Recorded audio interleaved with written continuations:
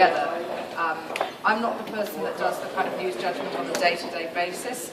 I'm really involved in developing the way that we project digital journalism, and at the moment we're in the middle of doing a sort of big redesign program across all of our products. So we're working on a new iPad app, new mobile apps, as well as a redesign that's moving to responsive design, so that we will have a design that sort of shifts in size across desktop, laptop, iPad, and mobile phones. And I guess that's the thing that we're constantly thinking about, is how we change the way that we do journalism. So we've had a big restructuring in the last year, really, was it sort of over the course of the last calendar year, which was to put together our newswires reporting with what we do for digital, so that we can break a story on a newswire and we can then very quickly get that story online.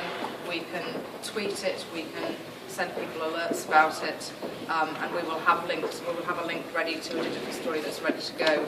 I mean, this sounds like a fairly straightforward thing, but we've changed our structure in order to do that. It used to be that when newswires broke a story, they were actually a separate organisation, and that there was a time last summer, for example, where we broke a news story on the newswire. We did actually put out an alert, but we haven't already written a short story to put up on the website. So although we tweeted it and sent an alert, we didn't really have a story to link to, and then our competitors, sort of Business Insider or whoever, will do a quick, will kind of take our content and rewrite it, and they'll get the traffic. So we've now got a very integrated process where we're doing, where we're breaking news and getting it online very quickly. And we then simply text.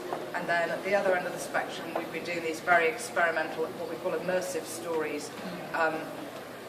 I don't know whether we can maybe show a couple of examples, send some links, but we've done one great example that we did of an immersive story was about a sort of effort to find a drug to cure a very rare illness in children.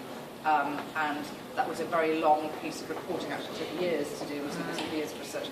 And that had sort of massive multimedia content embedded in it that was a very beautiful experience.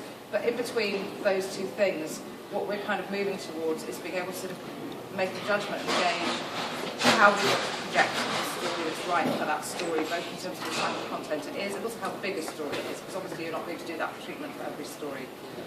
So that's what we're working towards, and we're moving towards having a website that's much more visual than the one we have at the moment, which is still fairly text heavy and traditional. Do you guys have any questions? Two quickly. Yeah. So the big